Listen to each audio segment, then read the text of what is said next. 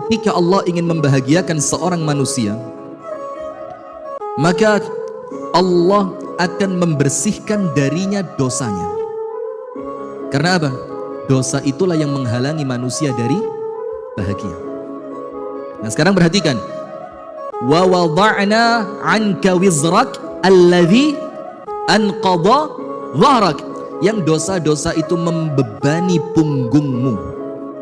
Berarti orang yang hidup dengan beban enak nggak? Nggak enak. Antum lihat, mohon maaf ya, ini bukan kita meremehkan profesi pekerjaan seseorang, tidak, tapi kita bikin contoh saja ya. Kuli panggul di pasar, tahu kuli panggul? Dia angkat beras seberat 50 kg di atas punggungnya. Kemudian dia berjalan, dan di sebelah dia ada seorang laki-laki yang berjalan tidak membawa beban di punggungnya. Kira-kira jalannya lebih nyaman yang mana? Orang yang tidak membawa beban. Nah, maka itulah Allah katakan dosa itu membebani kalian. Sementara apabila Allah ingin menjadikan Nabi Muhammad senantiasa bahagia, Allah bersihkan Nabi Muhammad dari dosa. Sekarang saya mau tanya sama antum, dosa Allah letakkan di mana? Jadi ketika kita berbuat dosa, maka dosa itu oleh Allah diletakkan di mana? Di hati. Dosa itu Allah letakkan di mana? Hati. Apa dalilnya? Rasulullah sallallahu alaihi wa alihi wa sahbihi wasallam bersabda, "Idza adznaba al-'abdu nukita fi qalbihi nuktatun sauda." Apabila seorang hamba melakukan dosa, Allah akan berikan satu titik hitam di dalam hatinya. Sudah paham ya? Di mana? Hati. Sekarang bahagia tadi oleh Allah diletakkan di mana? Hati. Berarti tempatnya satu. Yang mau masuk ada berapa? 2. Ketika tempat ini sudah terlanjur penuh dengan dosa, kira-kira ada nggak tempat untuk bahagia masuk ke dalamnya? Nah, paham sampai sini? Berarti kalau Anda ingin bahagia, tempatnya harus dikosongkan dulu. Dikosongkan dari apa? Dari dosa. Itulah hadirin kaitan antara orang yang banyak istighfar dan bahagia. Rasul mengatakan apa? Man lazimal istighfara ja'alallahu lahu min kulli hammin faraja wa min kulli dhiqin makhraja wa razaqahu Allahu min haitsu la yahtasib. Orang yang melazimkan beristighfar tidak pernah berhenti istighfar. Allah kasih 3. Sedihnya Allah ganti bahagia, sempitnya Allah ganti lapang, dan Allah beri rezeki dari tempat yang tidak pernah ia sangka dan ia duga. Sekarang poin pertama, sedihnya Allah ganti apa? Bahagia. Kenapa orang yang banyak istighfar Allah jadikan dia bahagia? Istighfar itu fungsinya apa? Membersihkan hati dari dosa. Semakin banyak istighfar, hati akan semakin kosong dari dosa. Ketika tempatnya itu sudah kosong, tidak ada yang akan Allah masukkan kecuali bahagia. Berarti apa?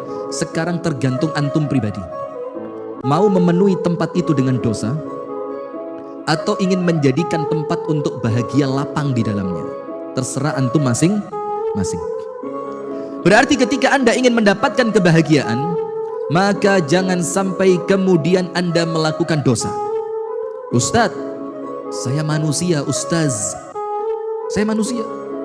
Di mana Allah katakan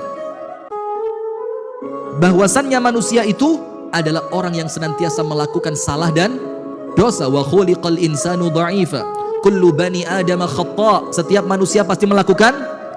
Walladzina idza fa'alu fahishatan aw zalamu anfusahum dzakarullah fastaghfaru lidzunubihim.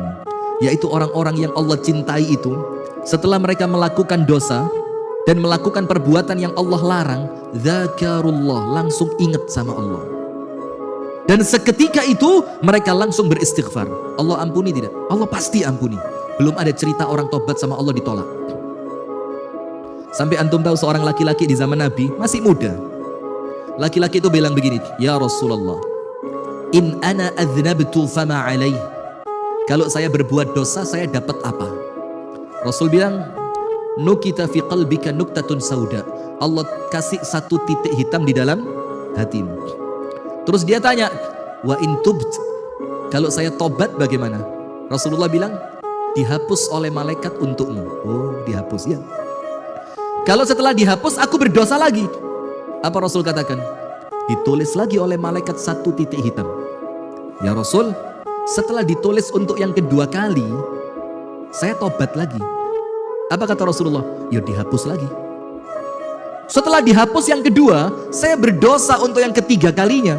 Apa Rasul katakan? Ya ditulis lagi 1 titik hitam. Tapi ya Rasul, setelah berdosa yang ketiga, saya tobat lagi. Apa Rasul katakan? Ya dihapus lagi. Dia tanya lagi, setelah dihapus yang ketiga, saya sampai tidak berhenti. Akhirnya Rasulullah katakan apa? Wallahu la yamallu hatta tamallu. Allah tidak pernah bosan mengampuni kalian sampai kalian berhenti minta ampun. Subhanallah. Lihat. Nah maka artinya karena kita ini manusia yang tidak pernah luput dari dosa, dan kita ngerti semakin banyak dosa semakin susah bahagia, maka dosanya diimbangi dengan apa? Istighfar.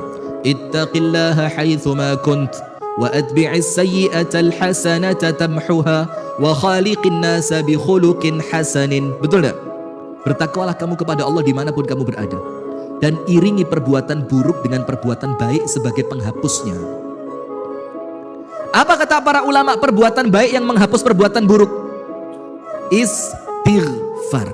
Dan antum jangan kecil hati, memang dalam kitab Ibnu Qayyim Al-Jauziyah, Talbis Iblis, itu setan membisikkan ke telinganya orang yang berdosa, kamu jahat, kamu kotor, kamu hina, kamu tidak layak diampuni sama Allah. Itu setan bisikin. Tujuannya apa? Supaya antum terhindar dari istighfar. Karena setan tahu ketika antum istighfar, Allah tidak akan untuk tidak mengampuni, pasti diampuni. Itu poin yang keberapa? 3. Tempatnya 1 bernama hati, yang ingin masuk berapa?